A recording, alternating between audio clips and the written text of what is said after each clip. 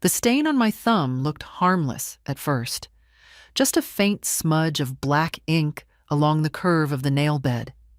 I'd been asleep no more than 6 hours. No visitors, no documents, no memory of writing anything. But I know what ink smells like, and that morning my hand reeked of it. It wasn't the first strange thing that had happened lately. My name is Helen Murrow. I'm 78 years old. I've lived in the same cedar-framed house for 46 years. My late husband and I built it from scratch, literally. He poured the foundation himself with help from his brother. I handled the wiring and tiling after work, back when I had knees good enough to kneel for hours. We raised our son here.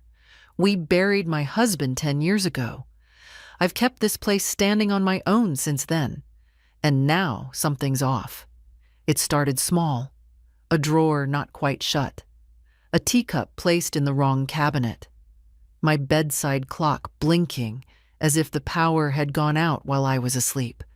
But none of the other clocks had reset. I thought I was being forgetful, which happens, even when your mind is clear. At 78, you're allowed some absent-mindedness. But last week, I found a piece of mail I didn't remember receiving. A letter from a notary's office I'd never visited. Inside, a blank envelope. No return address. No message. And now this. Ink on my finger. I went to the kitchen to wash my hands, but it wouldn't come off completely. Not with soap. Not with scrubbing. The stain clung to the crease like something had pressed hard into my skin. I opened the fridge, searching for something cold, but forgot what I'd come for. I closed it again, slowly. Then I went to the living room, where the morning sun always lands on the arm of the recliner. That's where I do my reading. That morning, I didn't pick up a book. I sat there for almost half an hour, looking at nothing in particular, listening to the clock. Then I called my neighbor, Celia, who's a nurse and a good friend, though we aren't close the way women used to be in our younger days. We respect each other's quiet. But she answers when I call. Celia, I said, do you know how long it takes ink to fade from skin? Depends on the ink, she replied. Why? I told her about the stain. She paused. You didn't sign anything in your sleep, did you? It was a joke, a dry one, but something in my silence made her stop. Helen? No, I said, my voice flatter than I expected. But what if someone used me to sign something? What do you mean? I mean, I said, looking again at my thumb, what if someone took my fingerprint while I was asleep? There was a long pause. I'll come over, Celia said. She arrived with a thermos of tea and a flashlight. I'm not checking for monsters, she said with a smirk. I want to look around your doors, your locks. She did a quiet sweep of the house, found nothing broken, nothing missing.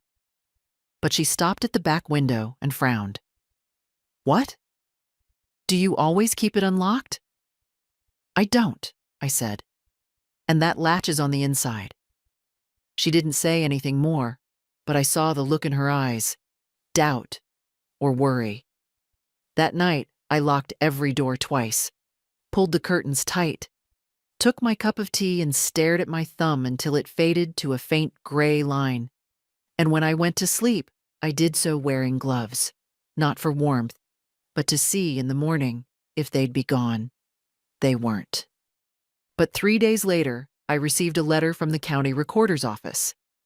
An automatic notice. Transfer of property documents have been registered. Final review pending. I read that sentence 6 times before I understood what it meant. Then I put on my shoes, got my handbag, and walked to the courthouse. The courthouse smelled like old carpet and copier toner. It was a Thursday, just past noon, and the reception desk was empty except for a young woman tapping on her phone with acrylic nails like bird claws. She didn't look up when I approached. "I received a notice about a property transfer," I said. She glanced at me, then at the envelope I was holding. "Residential or commercial?" "Residential, my house." She blinked, then turned to her computer. "Name?" "Helen Murrow. It was filed under my name." She clicked through something on her screen, then frowned. "Do you have ID?" I passed her my license. She stared at it, then at the screen again. "It says here the property's being transferred to Akira Dillon." I felt my knees tighten, but I didn't sit. "That's my niece." "Then it's family," the clerk said with a small shrug, like that explained everything. "I didn't sign anything," I said. "Well, according to the file, you did." She turned the monitor slightly. A scanned image of my thumbprint sat on the screen. Underneath, a digital rendering of a signature that looked like mine, but not quite. The tail of the H curled too sharply. The slant was too aggressive. My hand hasn't written like that in years. "Who filed this?"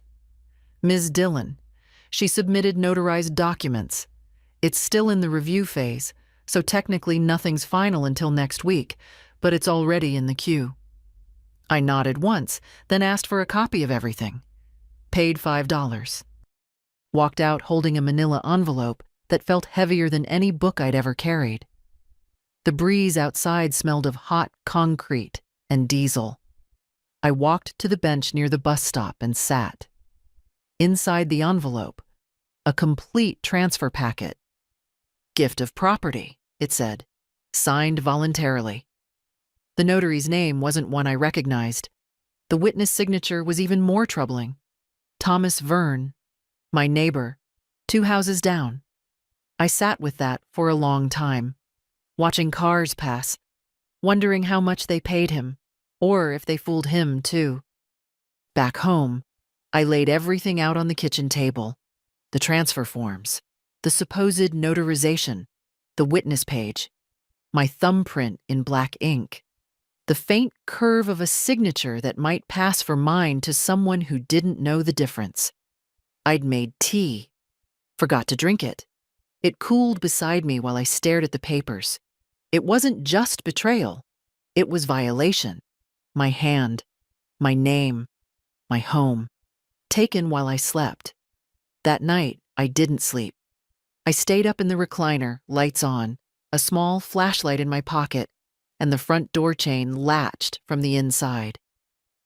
I kept listening for sounds, imagining footsteps, thinking about every night I had felt drowsier than usual, like something had settled in my body without my permission. The next morning, I went to Thomas Verne's door. He opened it, wearing slippers and a robe. "Tom," I said, "did you sign a property transfer as a witness? For Kira?" He blinked a few times. "Oh, that.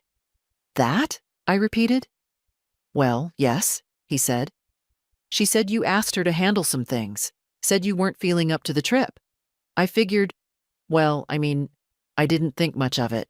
She brought the forms over, said you were resting." "I wasn't resting," I said. "I was unconscious."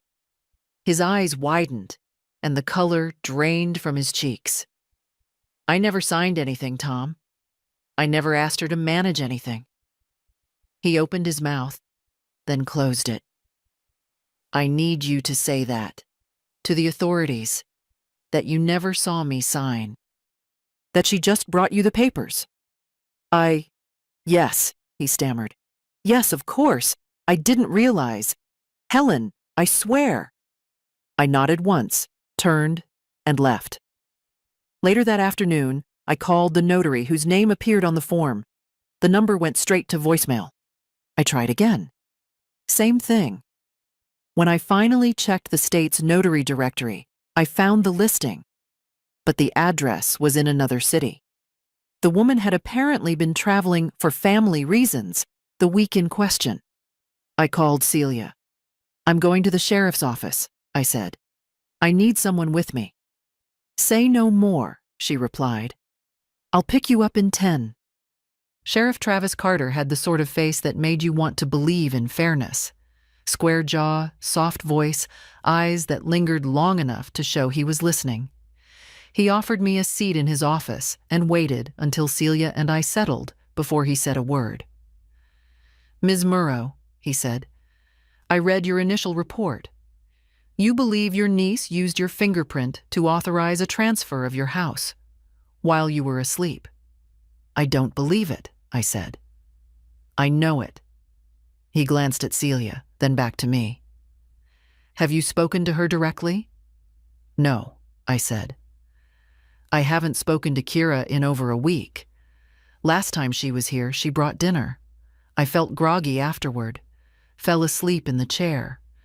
When I woke up, the back window was cracked open and a teacup was in the sink. I never drank the tea." "And the ink?" "On my thumb. Smelled like notary ink. I worked in admin 30 years. I know that smell. The stain lasted 3 days." He nodded. "We'll need to take statements. From your neighbor, from the notary, if we can locate her. But I want to be honest with you." Celia leaned forward, but I raised my hand gently. I was listening. "This is a civil issue until we can prove criminal intent," Sheriff Carter said. "Forgery, if proven, is a felony. But proving that the fingerprint was taken without consent, that's not easy, especially when the forms have already been filed. If a notary and a witness claim everything was legitimate." "But the notary wasn't even in town," I interrupted. "She has a listed address 2 counties over. I called the state directory. She was visiting family that week." That seemed to give him pause. "Do you have any evidence she wasn't here?" he asked. "Only her voicemail and her listed address." "That's something," he said, tapping his fingers on the desk. "We can start there." He had Deputy Morales come in to take my statement. Young, polite, meticulous. She recorded everything: dates, times, the letter I'd received, the forms I'd printed at the courthouse. She even took a photo of the faint stain still lingering near my cuticle. After an hour, I walked out with a case number and a headache. Back home, I found the lights on and the hallway rug turned slightly askew. I froze, then exhaled. It was Kira. She'd let herself in before, with the spare key she'd insisted I give her for emergencies. I changed the locks that evening. The next day, I went to the bank. "Can I help you, Ms. Murrow?" the manager, Douglas Lane, asked. He was in his 50s, always wore too much cologne, but he remembered names and never made you feel like a number. "I'd like to review the power of attorney on my accounts."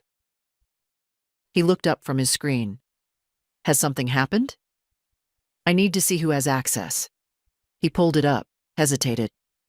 "Is Kira Dillon listed?" I asked. He nodded slowly. "Limited power. Authorized to manage payments, request documents, and make changes with your verbal consent." "She doesn't have that consent anymore." "Understood." He moved efficiently, printing forms, walking me through the revocation process. It took 15 minutes. When it was done, I felt something lift off my shoulders, like a rope that had been tugging from behind had finally snapped.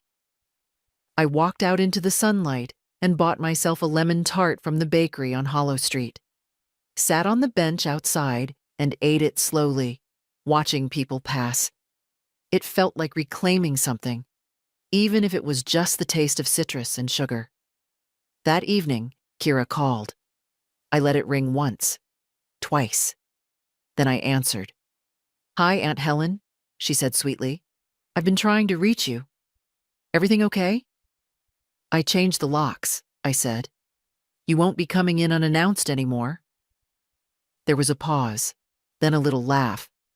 "That's fine. I just wanted to check in." "Then check this," I said.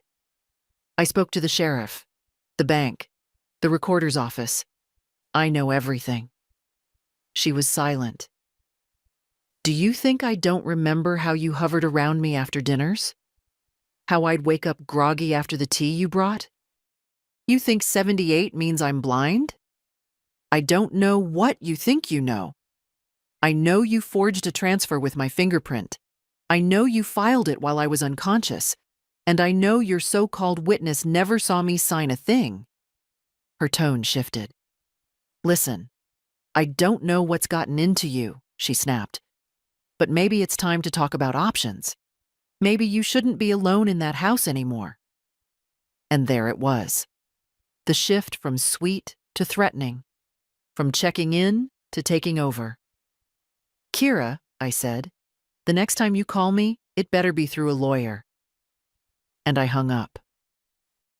The next morning, there was a car parked across from my house. Gray sedan. Tinted windows. I watched it from behind the curtain, unmoving, for half an hour. No one got out. No one rang the bell. It left just before noon. I made a note of the plate. At 78, you learn not to call everything paranoia. Sometimes the world really is shifting around you, and no one tells you until it's too late. But I've lived too long to play the quiet victim. I've seen neighbors swindled out of their homes, women who couldn't fight back or didn't think they could. I won't be one of them. That afternoon, Celia and I drove to the notary's office listed on the transfer document. 2 towns over. A converted craftsman bungalow with a shingle roof and a wooden sign out front. Langley and Daughters, notary services. A woman in her 50s opened the door. Hair in a twist, sensible shoes. Are you Janet Langley? I asked. She nodded. Yes? I handed her a copy of the form. This is your name, your stamp. You supposedly notarized this transfer for me. She took it, glanced at the page. Her eyes narrowed. I didn't notarize this, she said. Are you sure? I was out of town that week. My daughter had surgery in Portland. I have flight receipts, hotel bills, texts. I couldn't have been in Greystone. I haven't even been to that courthouse in years. Then someone forged your signature, Celia said. Janet looked between us, clearly unsettled. You should report this. I'll give you a signed statement. This is a federal offense. She made us tea while she typed it out. Signed the paper slowly, carefully, then handed it to me with both hands. Ms. Murrow, she said, I'm sorry your family is doing this to you. I nodded once. So am I. Back at the sheriff's office, Deputy Morales added Janet's statement to my file. She looked up from the folder with a grim set to her mouth. This is starting to look very bad for your niece, she said. Good, I replied. It was the first time I'd used that word with such satisfaction in years. The next day, Kira showed up at my door. She didn't knock, just stood there, arms crossed, like she expected me to fold the moment she showed her face. Aunt Helen, she said, we need to talk. I opened the door just enough to block the entrance with my body. You can say what you need to from the porch. Her expression tightened. You're embarrassing yourself. You're chasing shadows. People are starting to talk. Let them talk, I said. They'll get to the part where you forged documents with my fingerprint. That should be interesting. Her eyes narrowed. I'm trying to help you. You're trying to steal what you didn't earn. I took care of you. You brought me tea and took my mail. That's not care. That's reconnaissance. She stepped forward, voice rising. You're not well. You're confused. We should talk to someone, maybe get you assessed. There it was again. The threat of madness. You want me declared incompetent? I said flatly. So the court lets you finish what you started. She didn't answer. I've spoken to a lawyer, I lied.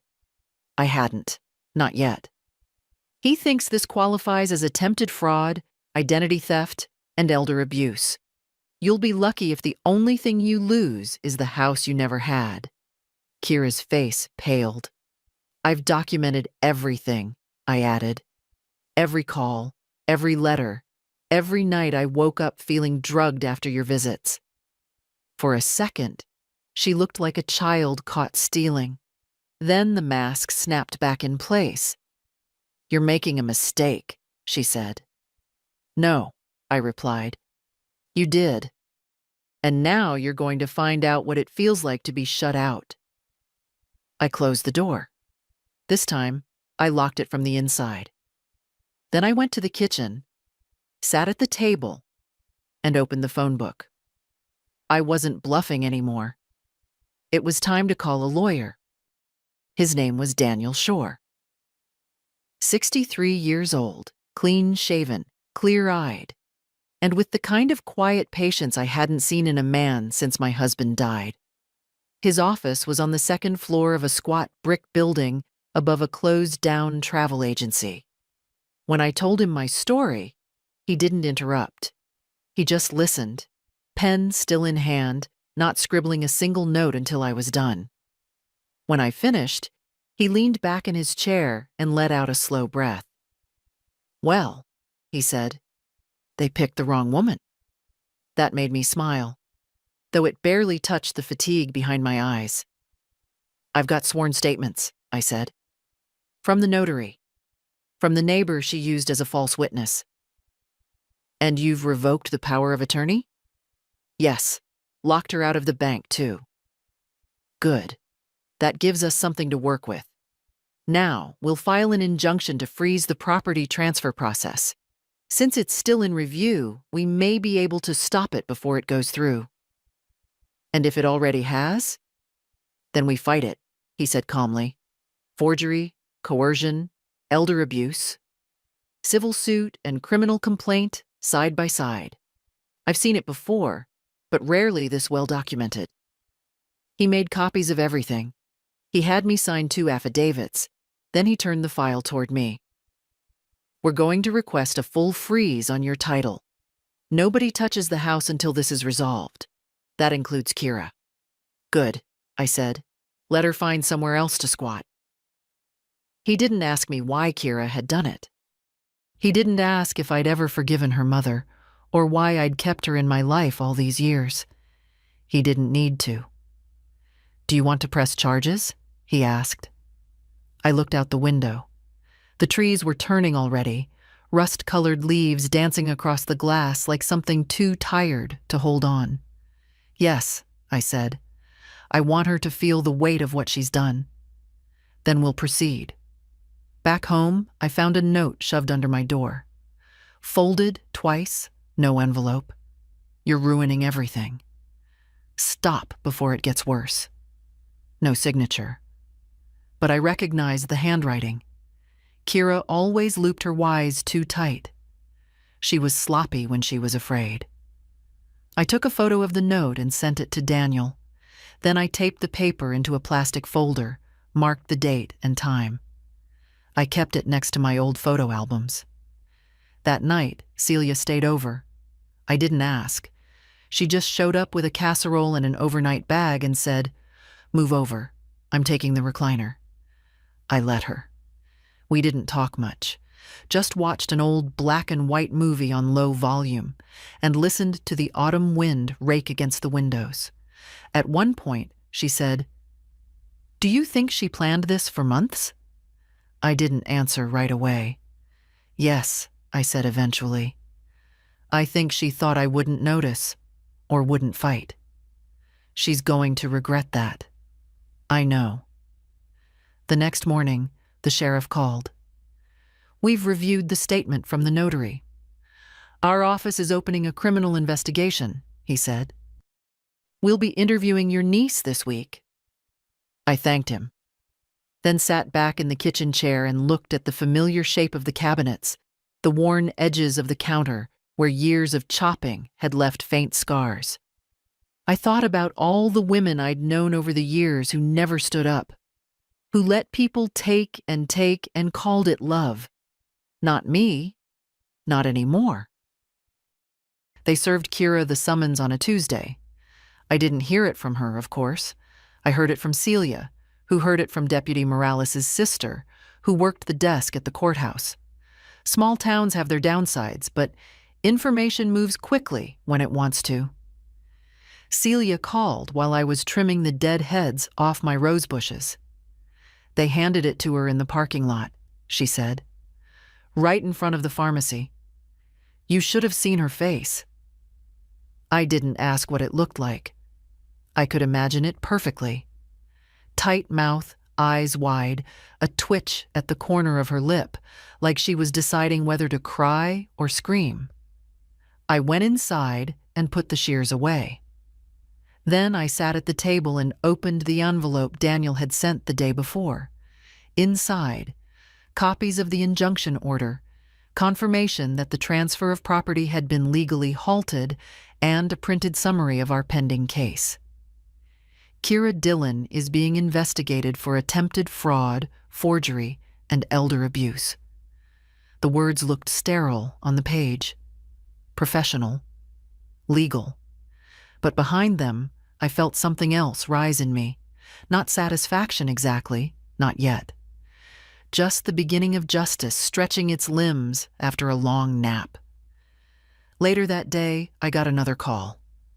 Not Kira, my sister, Luann. We hadn't spoken in months. Not because of any big fight, just a slow erosion over time. Life got quieter. People stopped calling unless they needed something. Helen, she said, I just heard. What in God's name is going on with Kira? So she knew. I could ask you the same, I replied.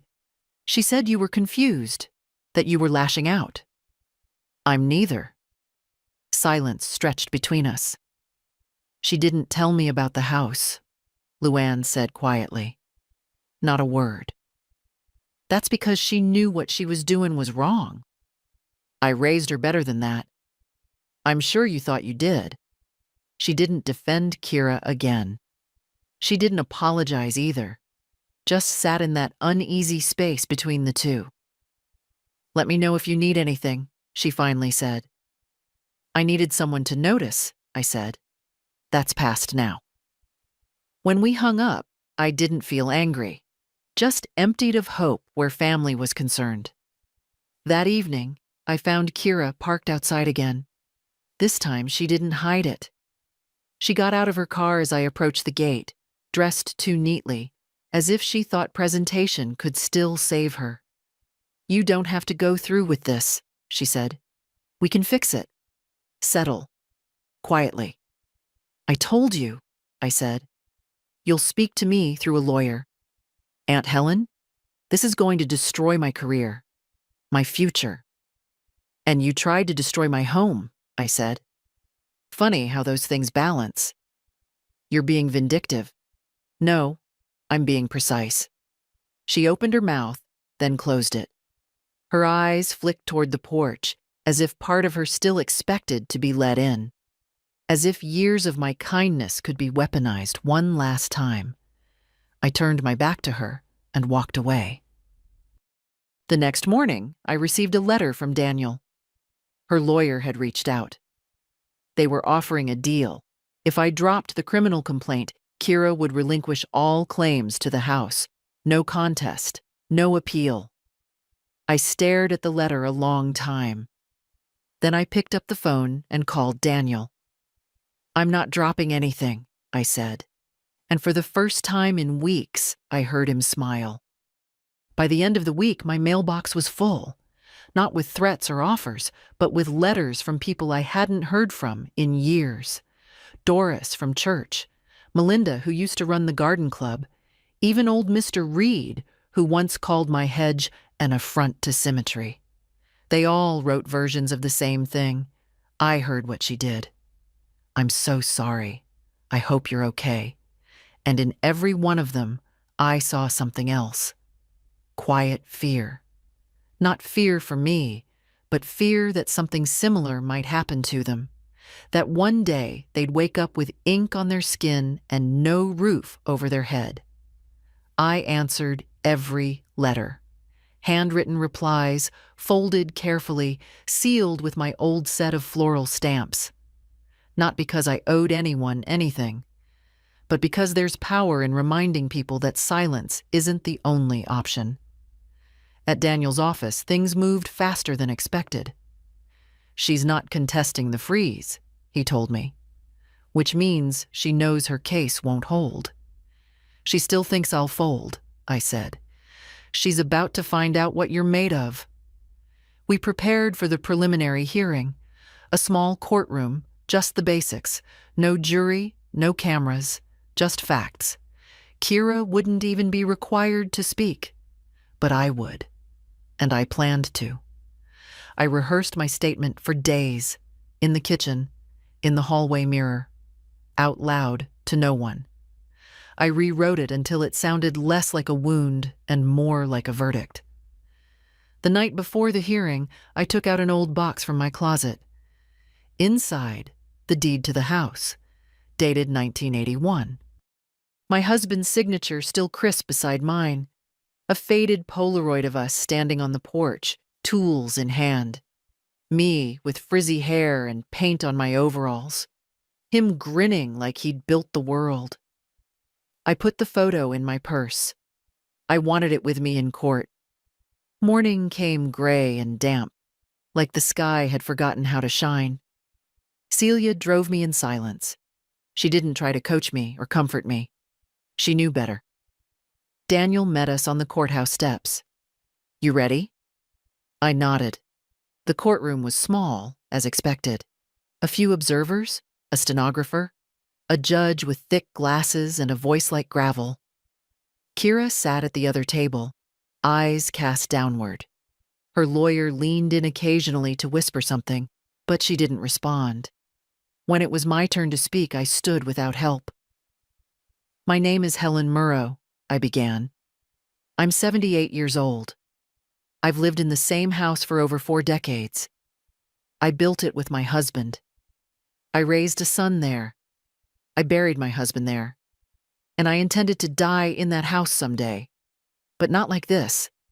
Not tricked out of it. Not erased from my own life by someone who claimed to love me." I paused. The room was still. "I didn't sign those papers. I didn't consent to that transfer. My fingerprint was taken while I slept. My name was forged. And my niece, who I trusted, attempted to take what she had no right to."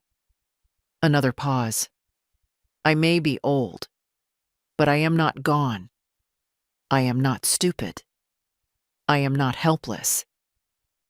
I am here to reclaim what is mine and to remind anyone listening that getting older doesn't mean surrendering your dignity." When I finished, the judge nodded once. "Thank you, Ms. Murrow." I sat, and for the first time since this began, I felt not just heard, but seen. Kira never looked at me. She just kept her eyes on the table like there was something written there only she could read. After the hearing, Daniel said, "That was stronger than anything I could have written." I didn't reply. I just nodded, clutching my purse with the old photograph inside. Outside the courthouse, the air felt heavier, damp from early autumn rain. Kira walked past us without a word, her lawyer trailing behind her. I watched the click of her heels on the pavement, sharp and nervous, like she was trying to outrun the silence clinging to her. That evening, I sat by the window and opened a letter from the county clerk's office, a formal acknowledgement that the injunction had been filed and would remain in place pending final review. That gave us breathing room. 2 months, maybe more. But breathing room wasn't the same as peace. The next morning, I got a voicemail from the sheriff's office. Deputy Morales. "Ms. Murrow, just an update. We've confirmed the notary was indeed out of town during the time of the alleged signing. Her statement has been verified with hotel and airline receipts. That strengthens the forgery charge significantly. I'll be forwarding this to the district attorney's office." I listened to it twice. Then I opened my back door and stepped into the yard. I hadn't touched the garden in days. Weeds creeping up the edges, soil dry around the hydrangeas. I grabbed my gloves and got to work. Knees stiff, fingers slow, but steady. It was one of the few things that still brought me calm. Tending something living, fixing what had been neglected. That's what this all was now, repairing the damage. Even if it wasn't visible from the outside. By afternoon, I had dirt under my nails and a dull ache in my spine, but the garden looked like itself again. I sat on the porch with a cup of lukewarm tea and watched the wind move the trees. Celia came by around 4. She didn't ask questions, just brought me a box of shortbread and sat beside me. "She won't stop," I said. "She'll find another way." "She might," Celia agreed. "But next time, you won't be sleeping." That stuck with me. Next time, I won't be sleeping. The phone rang again after sunset. A different voice this time. Male. Hesitant. "This is Brad Foster," he said. "I represent Ms. Dillon. I was hoping we could discuss a resolution." "She already offered a deal," I said. I declined. "This would be a broader settlement," he continued. "She's willing to relinquish all claims to the house in writing and withdraw from any future disputes. And in exchange, she's asking that no criminal complaint be pursued." "Too late," I said. "The sheriff's already moved it to the DA." "She's worried about jail time," he said quietly. "She should be." There was a pause. "Ms. Murrow," he said, "I don't mean to be forward, but do you believe she would have gone through with it? Kicked you out, I mean." I didn't hesitate. "Yes," I said. "I think she'd already planned where my furniture would go. Probably had the locksmith on standby." He exhaled. "Then I suppose there's nothing more to say." "There isn't." After we hung up, I sat in the dark for a long time, listening to the creak of the house, the memory of my husband's voice still alive in the boards. He always said, "People think kindness is weakness until it tells them no." Well, I'd finally said it. By the time the district attorney's office officially opened their case, Kira had vanished from Greystone. Not literally. Her car was still parked in front of that overpriced condo she couldn't really afford. But she wasn't showing her face. She didn't come to the pharmacy, didn't show up at church. And for someone who used to treat small-town attention like a spotlight, her sudden absence was louder than any confession. Celia called it cowardice. I called it calculation. She was waiting, hoping the storm would pass without her having to face it. But storms like this don't pass. They sit and soak the ground until the foundation starts to rot. Daniel updated me twice a week. The paperwork crawled, but we were making headway. "The DA's office is treating this as a serious elder abuse case," he said. "Forgery's only part of it now. They're looking into how long she had access to your accounts, your medical records, even your mail." I nodded. I remembered the way bills went missing, how she used to sort my letters to be helpful, the way she'd hold my pills and remind me, "You already took one," when I hadn't. How many months had she been preparing? I don't know when love turned into ownership for her, but it had. Like I was a plot of land waiting to be acquired. Not anymore. 2 weeks later, I received a notice from the bank. A failed attempt to access my accounts. Someone had tried to log in using an old authorization code. The system flagged it and blocked the IP. Daniel had that notice added to the case file the same day. The next morning, I did something I hadn't done in years. I drove myself out of town. It wasn't far, just 20 minutes to the lake, the same one where my husband and I used to go in our younger years. I parked near the overlook and sat on the hood of the car, watching the ripples on the water. It felt like breathing for the first time in weeks.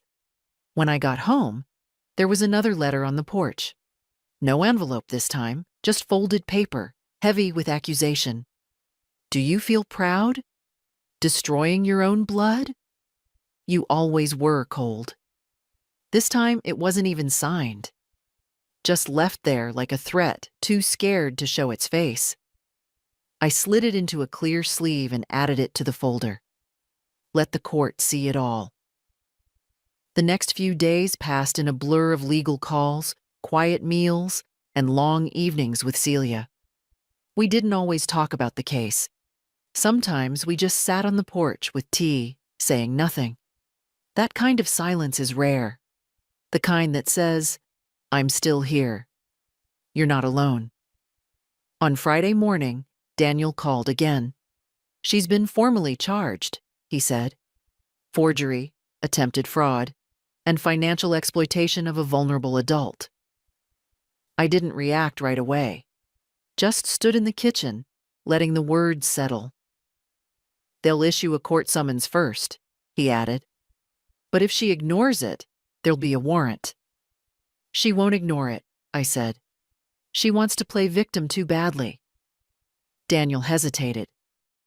"There's one more thing." I braced myself. "She filed a statement this morning," he said, "claiming you're mentally unfit to manage your own property, that you're confused, possibly manipulated, and showing signs of early dementia." I didn't flinch. I expected it. "She's requesting a court-appointed evaluation." "Let them come," I said. My voice didn't even shake.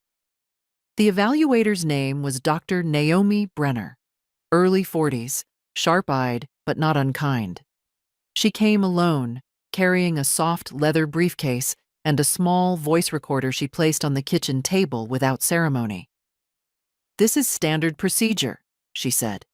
"You're not under suspicion. This isn't an interrogation." "I know," I said, pouring her a cup of tea. "But the accusation is clear enough." She gave a small smile. "Let's talk." We sat for almost 2 hours. She asked about the house, about my routines, my finances. Asked me to recall a list of words, draw a clock, walk across the kitchen and back. She watched how I stood, how I spoke. She didn't rush, and she didn't condescend. Halfway through, I told her about the roses, how they'd stopped blooming the year after my husband died, how I couldn't bring myself to uproot them, even though I knew they'd never come back. "Sometimes we need reminders of things that don't work," I said, "to know when something finally does." She nodded, jotting something down. At the end, she folded her hands on the table and looked at me. "Ms. Murrow," she said, "I'm not supposed to say this until the report is filed, but I'll say it anyway. You're fine. Clear, competent, sharper than most people I evaluate." "I know," I said, and she smiled. "But Kira won't stop here," she added. "You understand that? She's desperate. Desperate people can be dangerous." I looked past her to the window where the light caught the edge of the porch railing, paint peeling, wood dry. The place still stood, but the damage would take time to fix. "She already was," I said. After she left, I opened a fresh notebook and wrote everything down. Every question, every answer, every expression she made. Because Kira would challenge it. Of course she would. She couldn't afford not to. The next day, I went to the post office and filed a change of forwarding address. Not because I was leaving, but because I wanted every legal notice to come to Daniel directly now. I was done reading threats on my doorstep. I also stopped by the garden supply shop. Bought new gloves, new soil, a stubborn little maple sapling that would take years to reach the shade I remembered from childhood. I planted it in the front yard that evening. Took me an hour. My knees hated me for it, but when it was done, I stood there with my hands on my hips, breath shallow, and whispered, "Grow faster than her memory." Later that night, Kira called again. Blocked number. I picked up. "You set this whole thing up," she said. Her voice was smaller than before, almost brittle. "No," I said. "You did. I just stopped helping you get away with it." She was quiet for a beat. I just needed help. I was drowning. And I was the raft you planned to stand on while I sank. You've ruined me. No, Kira, you did that. I just pulled the curtains back. Then I hung up. I didn't save the number, didn't write it down. Some things are better left to fade. 3 days later, I received the official letter from Dr. Brenner's office. Stamped, signed, and worded with all the dignity bureaucracy could muster. Ms. Murrow is mentally competent to manage her own affairs. No further evaluation is recommended. I made 3 copies, one for Daniel, one for the court, and one for myself. The original I tucked inside the front page of our old family Bible. I don't read it much these days, but something about that gesture felt right. Like putting a name back on a door someone tried to remove. Daniel called that afternoon. She tried to contest the evaluation, he said. Filed a motion claiming the process was flawed, that you were coached. She never tires, does she? No, but the judge denied it. Summary rejection, no grounds. And more importantly, he scheduled the fraud hearing. When? 2 weeks. That number stuck in my chest like a pin. 14 days. After all this time, the real moment was finally coming. Not just the freeze or the testimony, but the decision. I walked out onto the porch and watched the maple sapling. One leaf had already turned yellow. Inside, I made a list of everything I wanted to show the court. Not just papers, evidence. Photographs of ink-stained fingers. A printout of Kira's text. The folded threats. And the statements from the notary and neighbor, which now carried the quiet weight of fact. That evening, I went to the attic. It had been years since I'd climbed those stairs. Everything up there was layered in dust and silence. I found the box I was looking for under the old steamer trunk. House plans, 1978, 1981. My husband's notes, pencil sketches, copies of permits with both our names at the bottom. We'd built the place beam by beam. You don't erase that with a stolen signature. I brought the box down and spent the evening sorting. It wasn't for the court. It was for me, to remember what I was fighting for. The next morning, Celia knocked with 2 cups of coffee and a face that said she didn't like what she'd just heard. She's talking to people, she said. Trying to spin this. Of course she is. She says you've turned everyone against her, that this is revenge. I sipped my coffee. Good. Let her be loud. The truth doesn't have to shout. Celia studied me for a long moment. You scared? I considered that. No, I said. Just tired of waiting to breathe. A few hours later, Daniel dropped by with a manila folder. Everything's ready, he said. Your witness list is confirmed. The judge has approved all the statements. You'll testify, and if we're lucky, that's all it will take. And if we're not lucky, then she'll take the stand, and we'll get to watch her unravel. I nodded. He paused before leaving. You know, Helen, most people don't fight this hard. I'm not most people. No, he said. You're not. After he left, I sat by the window and watched the light fall across the maple. I thought about everything Kira might still try. Lies, smears, legal delays. But I also thought about the feel of the soil under my hands, the way the courtroom had gone still when I spoke. The moment Dr. Brenner looked me in the eye and said, "You're fine." Whatever happened next, I wouldn't flinch. I'd already survived worse.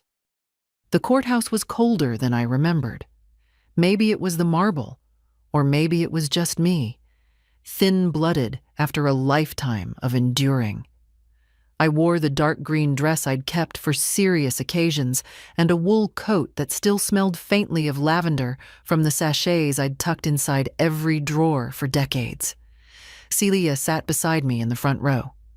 Daniel was at the table, papers neatly stacked, his pen uncapped and ready. Across the aisle, Kira's chair was empty. "She'll show," Daniel said without looking up. "She always wants the last word." And she did. She entered 5 minutes before the judge, flanked by her attorney, dressed in black, like she was the one mourning. She didn't look at me, didn't look at anyone, just sat down and adjusted her collar like she was on her way to a luncheon, not a reckoning. The judge called us to order. Daniel stood and made his opening statement. Calm, precise, just like we'd rehearsed. The sequence of events, the evidence of forgery, the sworn affidavits, the psychological evaluation, the threats, the banking breach. He didn't raise his voice. He didn't need to. The truth sat in the room like weight. When it was my turn, I walked to the stand slowly, but without help. I didn't look at Kira. I looked at the judge, at the ceiling fans spinning lazily overhead, at the people in the gallery, some strangers, some familiar. I spoke clearly, as I had before, but this time I ended with something new. "I am not here for revenge," I said. "I am here for clarity, for recognition, for the quiet truth that a woman can be old without being disposable. That dignity doesn't retire when your hair turns white." No one made a sound. When I stepped down, I passed Kira's table. She glanced at me for the briefest second, just long enough to see the fear behind her carefully painted eyes. Then it was her turn. Her lawyer kept it short, tried to minimize. She was under stress. There was confusion, misunderstandings. She never intended harm. She was only managing things temporarily. But when the judge asked Kira directly whether she had obtained my fingerprint knowingly, whether she'd submitted the transfer without me awake, her mouth hesitated. And that hesitation cost her everything. Daniel leaned over and whispered, "That's enough." We rested the case. The judge said a ruling would be issued in 3 business days. Formal, expected. But we all knew how it would go. Outside the courthouse, Kira stood by the railing, her lawyer already walking ahead, his briefcase swinging like a closing door. She called after me once. "Aunt Helen." I stopped. She stepped closer, her voice softer than I'd ever heard it. "You really won't forgive me?" I looked at her, really looked. A woman who had once been a child on my knee, a teenager who used to braid my hair when she was bored, a woman who came back not to care, but to claim. "I forgave you the moment I understood what you were," I said. "But that's not the same as letting you stay." She didn't speak again, and I walked away without turning back. The ruling came on a Thursday. Daniel called just after lunch. His voice was calm, but I could hear the satisfaction beneath it, like the weight of everything we'd carried had finally settled into place. "We won," he said. "Every count. The house remains yours, uncontested." The judge's statement was clear. Kira acted with intent to defraud, using deceptive means and abusing a position of trust. She's barred from making any future claims. I didn't cry. Not then. I just closed my eyes and let out a breath I hadn't known I'd been holding for months. "There'll be a restitution hearing," Daniel added. "They may require her to pay your legal fees." "I don't care about that," I said. "She can keep her money." "Even so," he said, "it's over." But it wasn't. Not entirely. That evening, I opened the old cedar chest in the hallway, the one with our wedding photos, the land deed, the notes my husband scribbled when we first mapped the layout of the house. I laid everything out on the kitchen table and looked at it all like a museum of my life. 46 years in one place. Every beam, every tile, every winter draft. It had never been just a house. It was the last thing left that hadn't been taken. Until now, I hadn't realized how close it had come to disappearing, not with a fire or a storm, but with a pen, a fingerprint, a lie. That's how they do it these days. The next day, Celia came by with flowers, wild marigolds. "You don't strike me as a marigold person," I said. "They're stubborn," she said. "Grow anywhere, even through concrete." We sat on the porch and said nothing for a long time. Just watched the wind move the trees, the maple sapling still holding fast in the soil I'd given it. At one point, she turned to me and asked, "What will you do now?" I didn't answer right away. Eventually, I said, "Live here." It sounded simple, but it wasn't. It meant unlocking the doors again, reclaiming the quiet without fear, letting the sun pour in through the windows without wondering who might be watching from the car across the street. It meant planting new things, letting old things die. That night, I slept without gloves, without lights on. I locked the doors just once, and I let myself believe that maybe, for the first time in months, I could stop bracing for the next betrayal. In the morning, there were no new letters on the porch, no voicemails from unknown numbers, just birdsong, and the sound of the wind through clean windows. I poured a cup of coffee, opened the screen door, and stood barefoot on the porch. It was mine again. All of it. A week passed before I saw Kira again. It was at the grocery store. I'd gone early, before the crowds, hoping for a quiet trip. Just bread, milk, and the good honey they only stock once a month. She was standing near the frozen foods, her cart empty, her eyes scanning the labels like she might find something else there. She looked thinner, not sick, just stripped down, like someone who'd been caught trying to wear a life that didn't fit. Our eyes met. I didn't look away. She gave a small nod, half a greeting, half surrender, and turned down another aisle. I didn't follow. There was nothing more to say. The community, too, had changed. People greeted me differently now, not out of pity, but with a kind of cautious respect, as if they'd seen something in me they hadn't expected. Doris from church invited me to speak at the women's circle. Just about strength, she said.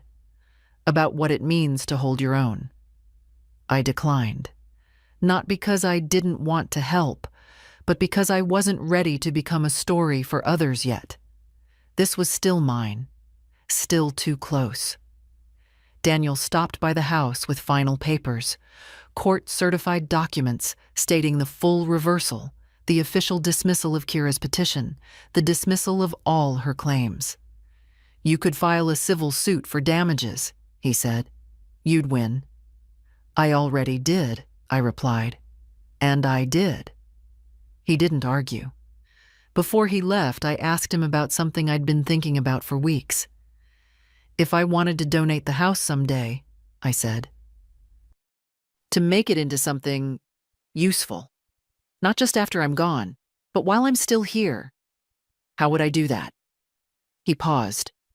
"There are ways," he said. "We could create a trust or a foundation. What do you have in mind?" "A place for women like me," I said. "Older, alone. People think we're weak. Easy to talk over, take from. Maybe they'd think twice if they had somewhere to go. Somewhere steady." "I can draft options," he said. "Do." That evening, I walked the length of the property, touched the edges of the walls, let my fingers trail the porch rail. I knew every crack in the sidewalk, every creak in the boards. I'd spent so long protecting this place. Now I wanted to turn it into something that could protect others. Later, I found a letter in the mail from the DA's office. Kira had accepted a plea deal, probation, community service, mandatory financial ethics course. no jail time. I sat with that for a while. I wasn't angry, just aware. She'd walk away with her freedom, but not with her lie. That's what mattered. Not punishment, truth, and what I did with mine next. The house is quiet these days, but not empty. There's a difference. Silence used to feel like waiting, like I was holding my breath, expecting the next noise, the next knock, the next letter. Now, silence feels earned. It's the sound of something that held, something that didn't break. I wake up early, not out of habit, but by choice. I like watching the first light stretch across the floorboards. The kitchen still creaks when I walk across it. The kettle still whistles a little off-key. Everything's exactly as it was, except me. I'm different. Not louder, not harder, just steadier. The maple sapling in the yard is holding strong. It won't give shade for years, but that doesn't matter. What matters is that it's growing, that it has space, like I do. The women's circle asked again if I'd come speak. This time, I said yes. I told them what happened, not to scare them, not to shame anyone, but because stories like mine stay in the shadows too long. They nodded. Some cried. One woman, Judith, held my hand afterward and said, "You've given me permission to not be quiet." That stayed with me. Later that month, I met with Daniel again. We started the paperwork for the trust. The house will one day become a transitional residence for older women escaping abuse, financial or otherwise. A place with strong walls and steady ground. I'll still live here, of course, for as long as I can. But I want this space to matter, even after me. I want someone else to look at this porch and say, "I'm safe here. Kira hasn't contacted me again. I hear she moved out of Greystone. I don't wish her harm. I don't wish her anything. Some people you love because you're told to, others because you choose to. I've learned which matters more. My garden's blooming again. The hydrangeas came back this year. I hadn't expected them to. But sometimes things return when you stop waiting for them and start tending what's left. If you're reading this and thinking that could have been me, let me tell you something plain. It's never too late to stop the taking. Never too late to call something wrong, even if you loved the one who did it. You don't have to scream to be strong. You don't have to be cruel to be firm. You just have to say no, and then say it again. If this story stayed with you, if it made you pause or breathe deeper or think of your own porch, your own name, your own worth, then let it matter. Share it.